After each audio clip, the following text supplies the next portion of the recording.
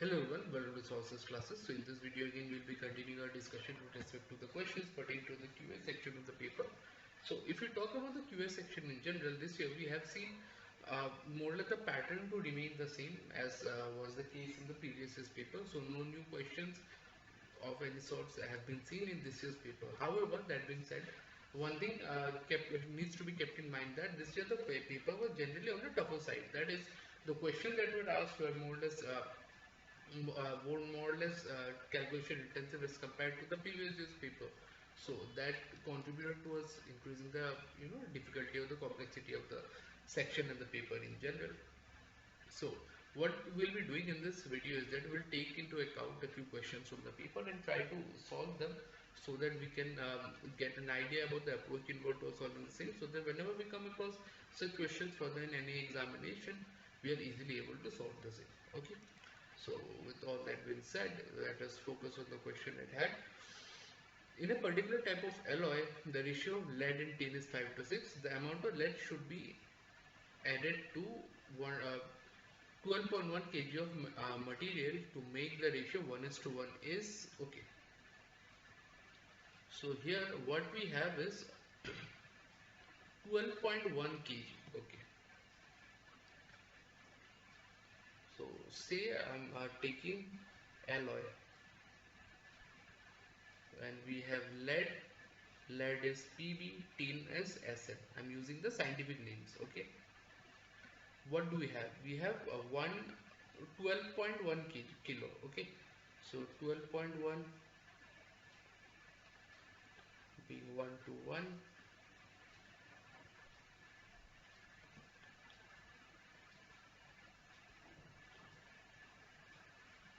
grams. Okay, totally we have this much grams. Now 5 is to 6, so let me just get each and individual ratio. So here lead is 5 by 6 plus 5 into 1 to 1. That is, for lead it will be 5 by 11 into 121. So it will be 11 square, so it will be 55. So lead will be 5500 grams, and for as far as this is concerned, the other one being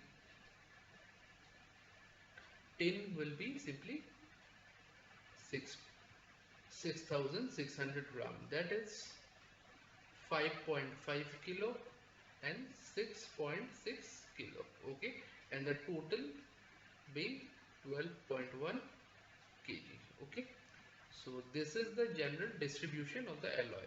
Okay, so now what we need to do, how much lead should be added?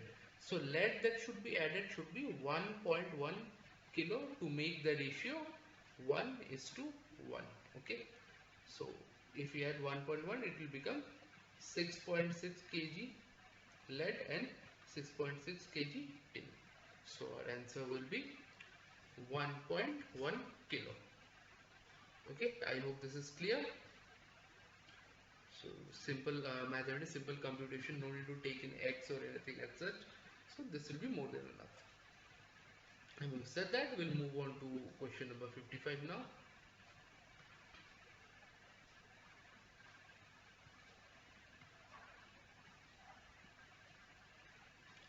If the average of m number is n square and that of n number is n square, then the average of m plus n is, so we have average of m numbers. Okay, so m numbers means sum of m numbers will be n square into m, because total number are m.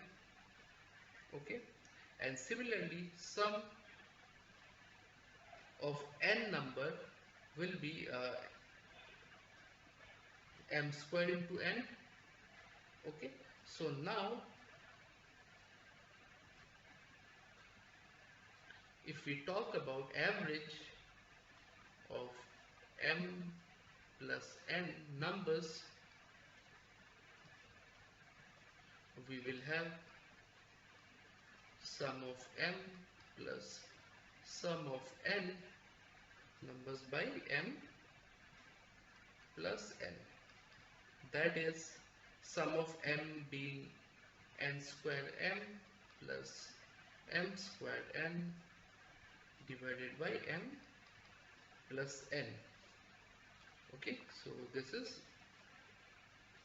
what we have. So let me do one thing. Let me take m and n common. So this comes n plus m by m plus n. Okay, so this and this gets cancelled. So we have m and n. Option B will be our answer. So I hope this is clear how we came up with the solution of the same. So all we did was simply, let me try and explain this thing to you. Okay, suppose this is sum of 8 numbers. Okay, initially suppose, say, if you might have, we have suppose 8 numbers, and next case, okay, let me give you a brief example. Let me just simplify these things out. Okay,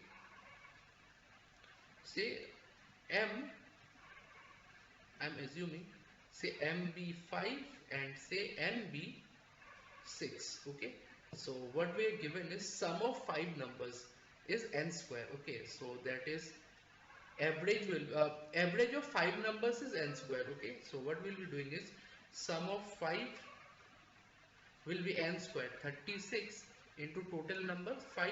Okay, this is what we'll have. Again, similarly, we have sum of 6 numbers is 25, m square, m was 5, so 25 into 6. Now we are asked to find sum of 11 numbers, average of 11 numbers. Okay, so sum of 11 by 11 will have, sum of 11 can be found by sum of 5 plus sum of 6. Okay, we can be found out in this way, that is 36 into 5 plus 25 into 6 by 11.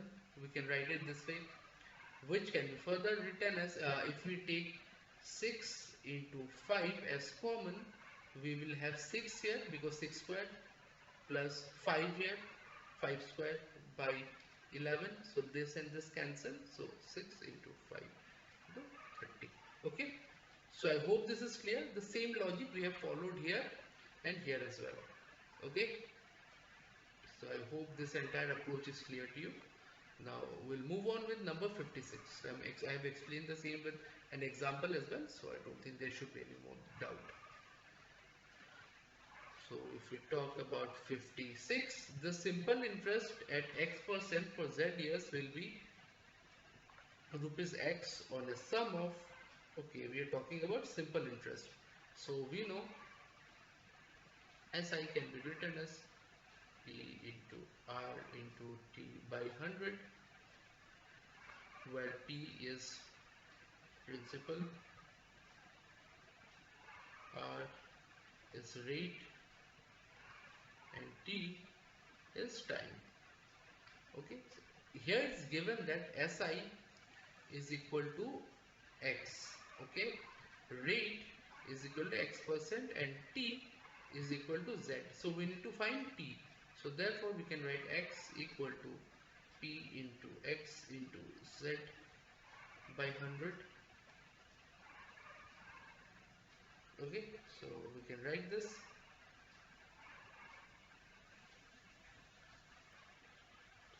So therefore X and X gets cancelled. So principal will be 100 by Z. Okay. So looking at the options, all the options are given in terms of x. So I think they'll be wrong because here is given z, okay, and z factor will remain.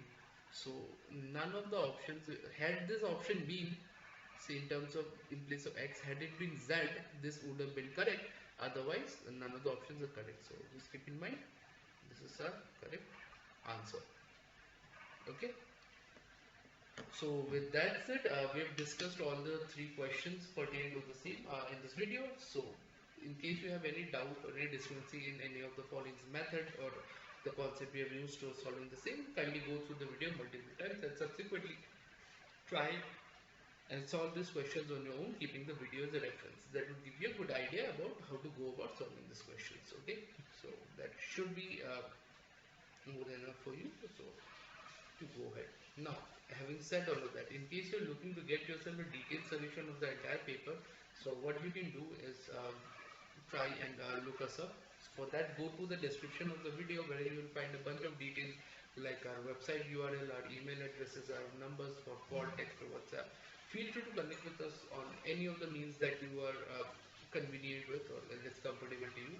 Connect with us on any of those lines and we'll be more than happy to help you out. You have any kind of doubt with respect to your exam preparation, or you have any doubt with respect to your any subject or topic wise doubt, if you have, feel free to connect with us on all those lines. We'll be more than happy to help you out with any doubt, any guidance regarding your exam preparation for any competitive exam, and we'll help you out. Okay. So all that said and done, in case you like the video, make sure you like, channel, subscribe to the channel so that we can keep coming up with relevant content such as this further down the line as well. We'll be continuing our discussion similar sort of question in the subsequent videos, and until then I'm signing off. Thank you so much.